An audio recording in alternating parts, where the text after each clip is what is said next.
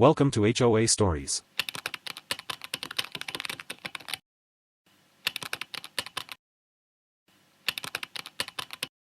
I never thought a simple wooden sign could start a neighborhood war. It wasn't loud. It wasn't threatening. Just 3 words, painted in white: no trespassing. The morning I hammered it into the ground, the air smelled like fresh-cut grass and cedar. The sun was rising behind the rows of identical suburban houses, the kind of neighborhood where lawns looked like they were cloned, and everyone's mailbox was exactly 3 feet tall. Perfect. Peaceful. Until someone decided it wasn't. I'd moved here for quiet, a small escape after years of city noise. My property sat at the very edge of the development, where the new homes met the tree line. There was a narrow gravel path that cut through my lot, technically private land, but most folks didn't realize it. Kids used it as a shortcut to school. Joggers passed through every morning. I didn't mind. Not at first. Then came her. Karen, the self-appointed president of the HOA. Blonde bob, clipboard in hand, and a permanent squint that made it look like she was always searching for someone to scold. She'd been welcoming enough when I moved in, until she learned I wasn't one for gossip or lawn measuring contests. The first note appeared a week later, tucked under my door. As per HOA policy, unapproved signage is prohibited. Please remove immediately. Except, I hadn't even put up a sign yet. That's when I realized she'd been watching. Every morning, she'd slow walk past my yard, pretending to pick weeds or check the community standards. Her dog, a yappy little thing named Princess, would bark at my fence while Karen took photos. So when the strangers started cutting across my yard again, sometimes even stopping to rest on my porch rail, I decided it was time. The no trespassing sign wasn't meant to provoke anyone. It was just a polite boundary. But the next morning, the sound of police radios broke the quiet. 2 patrol cars rolled up my driveway, tires crunching the gravel. And standing right behind them, arms crossed, eyes burning, was Karen. That's when I realized something wasn't right. Because the officers weren't looking at me. They were looking at her. Before the chaos, life in Willow Creek Estates had a rhythm that almost felt choreographed. Every morning at 7:30 sharp, the joggers would pass by with their earbuds in, waving politely but never stopping to talk. By 8 o'clock, sprinklers came alive in perfect unison, misting the trimmed hedges and rose gardens. Even the mail truck seemed to hum along to the same suburban song. I'd only been living there for 4 months when things began to shift, just enough to notice, not enough to suspect malice. I'd bought the property because it reminded me of simpler times. A wraparound porch, maple trees shading the yard, and a wide backyard that sloped into the woods. The realtor told me the lot extended about 40 feet beyond the tree line, more than enough space for privacy. I never thought to question it. My neighbors were mostly quiet couples who lived for HOA barbecues and Facebook neighborhood groups. There was the Hamiltons, a retired pair who baked cookies for every holiday. Across the street, the Nguyen's had 2 toddlers and a golden retriever who somehow always escaped into my yard. It was peaceful. Predictable. Then there was Karen. She lived 2 houses down, in a white 2-story with navy shutters that matched her car. She introduced herself on my first day, clipboard in one hand, HOA brochure in the other. "Welcome to Willow Creek Estates. We like to keep things uniform here," she said with a smile that never quite reached her eyes. I'd thanked her and gone about my unpacking, not realizing that uniform meant controlled. Over the next few weeks, Karen seemed to find reasons to appear on my property. Once, she said she was checking drainage alignment. Another time, she mentioned that community property lines can be tricky. Her voice always carried that mix of fake cheer and underlying threat, like she was handing out cookies laced with rules. At first, I laughed it off. I'd dealt with nosy neighbors before. But then, little things started to happen. One morning, I found a red HOA notice on my door claiming my mailbox was unapproved. I'd used the same model as everyone else. Another day, I got a letter about improper tree placement for trees that had been planted before I moved in. When I asked the HOA secretary about it, she hesitated before whispering, "Just talk to Karen. She likes to oversee things personally." It became clear that Karen wasn't just enforcing rules, she was the rules. The turning point came during a neighborhood cookout in late spring. I'd brought a simple dish, smoked ribs, my specialty. People gathered around the picnic tables, chatting about lawns, renovations, and the HOA's new community park expansion. Karen stood near the grill, surrounded by her usual circle of admirers, boasting about reclaiming the walking trail for the association. Something about that word, reclaiming, stuck with me. Later that evening, after most had gone home, I overheard her talking to one of the board members. "We'll have to get that back under HOA jurisdiction before he does anything stupid with it," she said. I didn't know then what that was. But it wouldn't take long to find out. The next week, I noticed fresh orange stakes driven into the ground near the edge of my woods, small flags fluttering in the breeze. At first, I assumed they were leftover from utility work. But the following day, a man in a neon vest appeared, pacing along the boundary with a tripod and laser tool. When I asked what he was doing, he glanced at his clipboard and said, "Surveying for the HOA land adjustment." I remember my pulse tightening. "This is my property," I said. He frowned, looked at the paper again, then shrugged. "Says here this section's part of the Willow Creek easement. If there's a dispute, talk to the board president." I didn't need to ask who that was.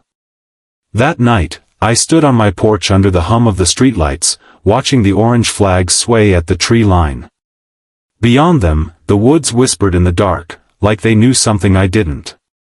I tried to tell myself it was nothing, maybe a clerical mistake, a boundary mix-up. But deep down, something shifted. Because when I checked the next morning, one of the stakes had been pulled out, and a single page of HOA stationery was pinned to my fence. No signature. No letterhead. Just 3 words, scribbled in perfect cursive, "You're on our land." The next few days passed in a haze of uneasy calm. The air felt heavier somehow, like the quiet before a thunderstorm that refused to break. I went about my mornings as usual, watering the garden, walking to the mailbox, trying not to look at the tree line where the orange flag still glowed faintly against the green. But inside, something gnawed at me. When I called the county office to ask about the land adjustment, the clerk on the other end hesitated. "What's your address again?" she asked, tapping at her keyboard. A pause followed, long enough for me to hear the low hum of fluorescent lights through the phone. Then, "That's strange," she murmured.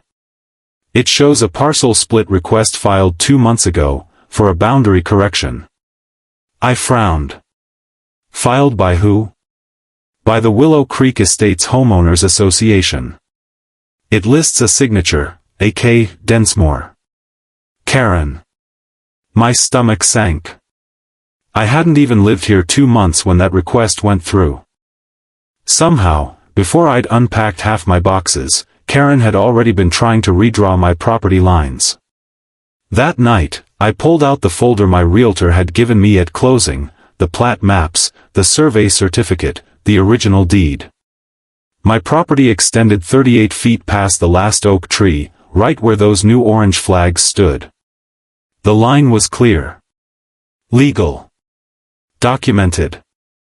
I spread the papers across my kitchen table under the warm light, tracing the inked boundary lines with my finger.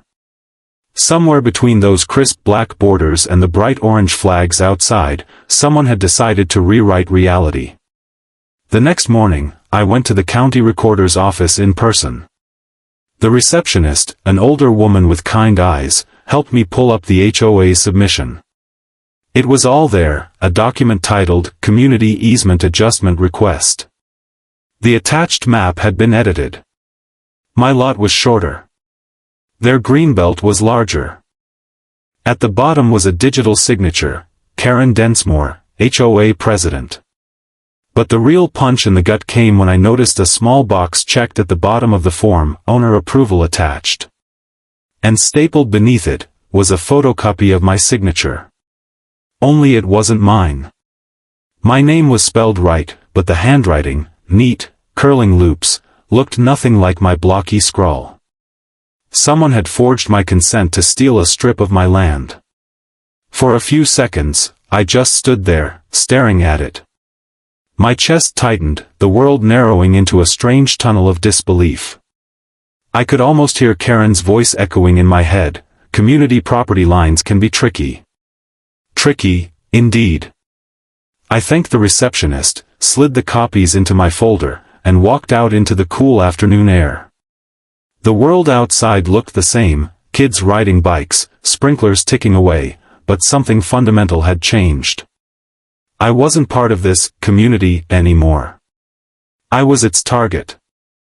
Back home, I sat on the porch with the papers in my lap, watching as Karen strolled past with Princess. She waved at me like nothing had happened. That same polite, poisonous smile. I didn't wave back. Instead, I opened my laptop and started digging. Property records, HOA bylaws, board meeting minutes, all public if you knew where to look. It didn't take long to see the pattern. Over the past year, Karen had quietly expanded HOA-managed, common areas, by trimming the boundaries of multiple edgelot properties. A few feet here, a few there, always just small enough that the owners didn't notice. Until me. One note in the minutes made my jaw tighten. President Densmore proposes inclusion of Northern Greenbelt section to improve HOA property values. That northern section was my backyard. It wasn't just arrogance. It was calculated theft, dressed in paperwork and policy. As the sun dipped low behind the houses, painting the roofs gold, I felt something settle inside me, not rage, but clarity. I folded the papers carefully, placed them in a binder, and locked it in my desk drawer. Then I stepped outside, the wind cool against my face, and looked toward the woods. The orange flag still stood there, fluttering like small warnings. I took a slow breath, calm and deliberate. I won't fight in anger, I whispered. I'll wait. I didn't sleep much after that night.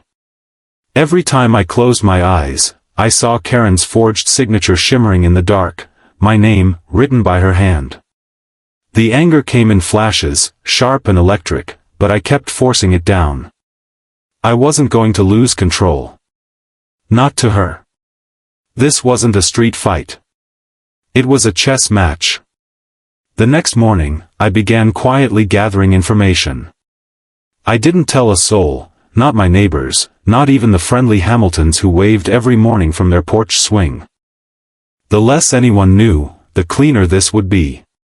My first stop was the county assessor's office.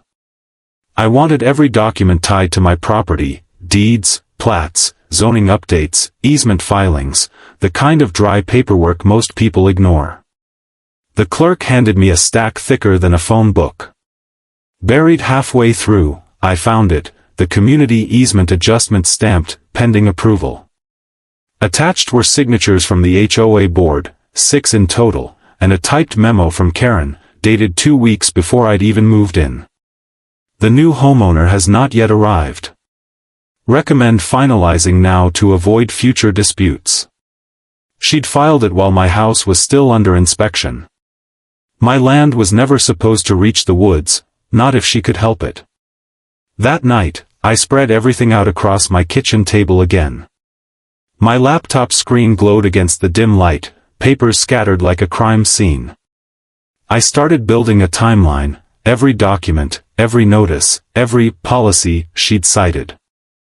And I started seeing patterns, fake votes, missing signatures, rule changes filed on holidays when no one was around. Every move she made was deliberate, small enough to stay unnoticed, just plausible enough to pass. By the third night, I knew I needed help, not emotional, legal. I found an attorney named Mason Trenton, a quiet man whose office sat above a coffee shop downtown. He specialized in property disputes and HOA law, the kind of guy who looked like he'd read every line of a zoning ordinance for fun. When I handed him the folder, he leafed through it silently, brow tightening with each page. When he finally spoke, it wasn't what I expected. "You realize what this means, right?" I nodded. "That she's been stealing land through falsified filings." He closed the folder. "Yes. But more than that, if we prove this, your case could unravel the entire HOA structure. You're not just dealing with a power-hungry neighbor. You're threatening her little empire." He suggested we stay quiet, no confrontation, no public accusations. Instead, we'd build the evidence. County records, meeting transcripts, emails if we could get them. He filed a temporary stop order on the easement adjustment, just enough to freeze any official changes until we were ready to move. The next few weeks felt like living two lives. By day, I played the role of the calm, polite neighbor. I waved at joggers, trimmed my hedges, even attended an HOA meeting just to keep up appearances. Karen led it with her usual smug confidence, boasting about community growth initiatives. I sat in the back, quiet, noting every lie. By night, I became an investigator. I learned how to use the county's public access database, cross-checking parcel IDs and timestamps. I noticed that Karen often filed revisions just before HOA board turnovers, moments when no one was watching closely. One evening, I found something buried in the archives that made my pulse quicken, a property transfer deed for an adjacent lot, the small greenbelt between my woods and the main walking trail. It had been donated to the HOA last year by a community partner. Only the partner didn't exist. The address listed belonged to a vacant lot across town. I printed everything. Mason helped me track down two former HOA board members. Both had resigned abruptly last winter. When I asked why, one of them sighed and said, "Karen started making executive decisions. We signed things we didn't understand. Then we realized she'd been using our names." Their statements would be enough to show a pattern, one that bordered on criminal. Still, I stayed quiet. I didn't want her to suspect anything yet. The last thing I needed was for her to cover her tracks. One night, around 2 a.m., I sat by my window with a cup of coffee, watching her house through the dim streetlights. I saw her blinds shift, just slightly, like she was watching too. For a moment, we were two ghosts haunting each other's property lines. I smiled faintly. Because unlike her, I wasn't guessing anymore. I had proof. I had the law. And soon, I'd have the leverage to turn her own system against her. I leaned back, the hum of the refrigerator filling the silence, and whispered to myself, almost like a promise. They had no idea what was coming. The morning everything came to light started quietly, too quietly. The kind of stillness that feels staged, like the world is holding its breath. I woke to the faint clatter of rain against the porch roof and the distant bark of Karen's dog, Princess. Through the blinds, I could see her pacing her driveway in a red raincoat, phone pressed to her ear, lips tight with irritation. I almost smiled. She had no idea that the storm had already shifted, and this time, it wasn't in her favor. 3 weeks earlier, Mason had filed a formal fraud complaint with the county and the state real estate board.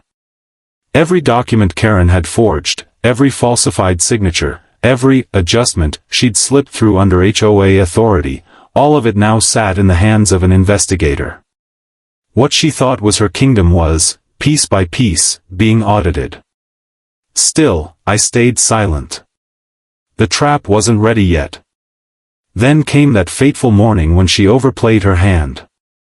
At 8:15 a.m., I stepped outside with my coffee to find two police cruisers parked at the curb, lights flashing, radios murmuring in the mist. Karen stood beside them, gesturing wildly toward my property line. There. That's where he put the illegal sign, she barked. It's HOA managed land. He's trespassing. The officers glanced between us, confused. One of them turned to me. Sir, we got a call about an unauthorized structure on community property. Do you? I calmly handed him a folder. You might want to read this before taking her word for it. Inside were certified copies of my deed, survey, and, most importantly, a court-issued injunction freezing all HOA land claims pending investigation. The officer's brow furrowed as he flipped through the pages. Karen's voice sharpened. He's lying. That's our land. I have documents. The officer looked up. Ma'am, if you do, I'd suggest bringing them to the county office. Because according to these, this property line hasn't changed in 20 years. Her face went pale. For the first time, she didn't have a ready retort. Then, as if on cue, a silver sedan pulled up. Mason stepped out, umbrella in hand, a folder tucked under his arm. Good morning, he said smoothly. I'm Mr. Reeves' attorney.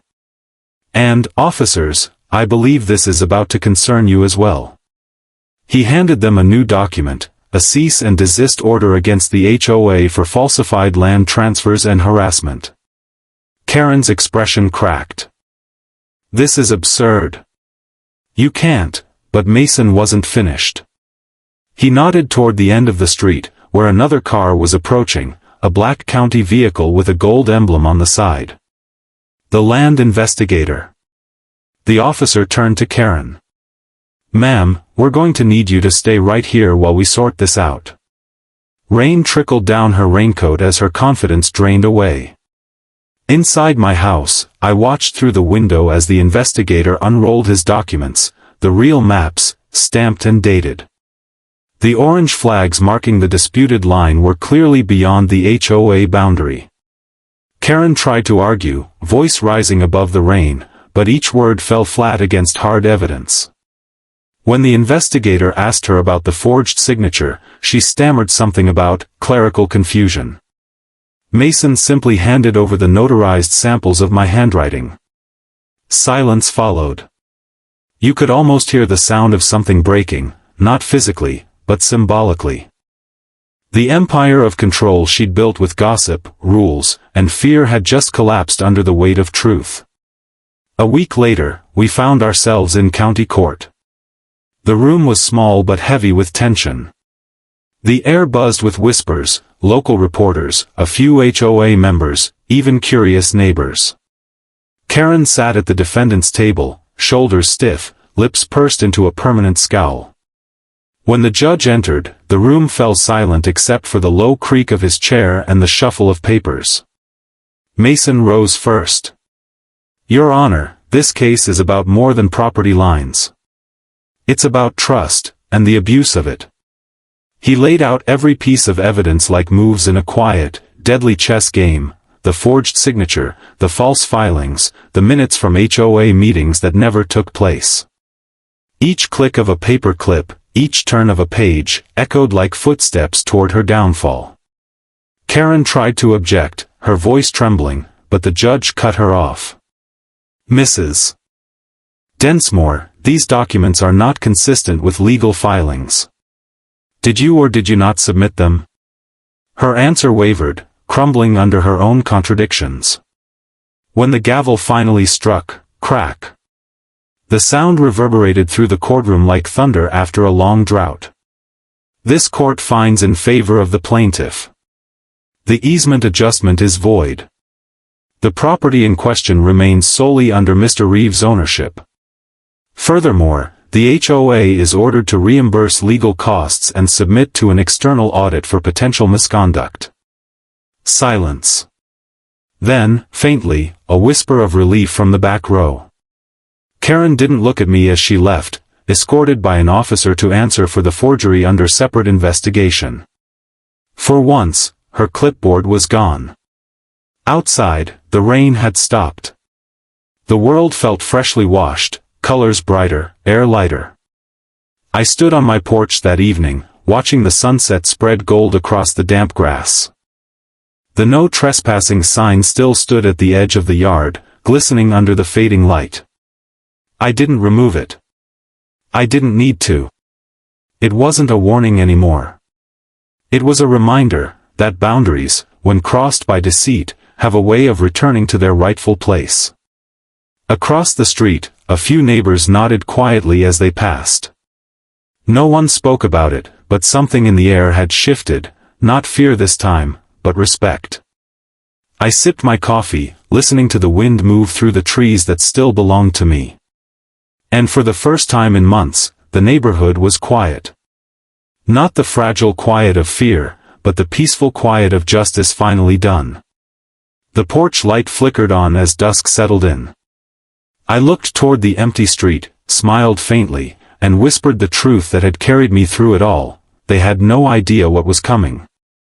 It's strange how peace doesn't arrive with noise, it comes in silence. The kind that hums through the trees after a storm has passed, when the air smells clean and the earth feels lighter. That's what Willow Creek feels like now. The orange survey flags are gone. The "No Trespassing" sign still stands, but I don't look at it with anger anymore. It's just a part of the landscape, a quiet symbol of boundaries restored. Even Karen's house sits still, blinds drawn, a "For Sale" sign swaying in her perfect lawn. Word is, she moved out a few weeks after the audit began. No one's heard from her since. Life returned slowly, like sunlight spreading back over wet ground. The joggers started using the sidewalk again instead of cutting through my yard. The Hamiltons brought over cookies the day the county letter arrived confirming the HOA restructuring. Even the Nguyen's dog seems calmer, as if the whole street finally exhaled. I never wanted revenge. What I wanted, what I fought for, was truth. And I learned something in the waiting. Sometimes, justice doesn't need shouting. It doesn't need revenge or rage. It needs patience, evidence, and faith in time. Because the people who play with deceit always forget one thing: truth has a longer memory than lies. Now, on quiet evenings, I sit on my porch with a cup of coffee and watch the sun dip behind the woods. The same woods they tried to claim. The same trees that stood witness through it all.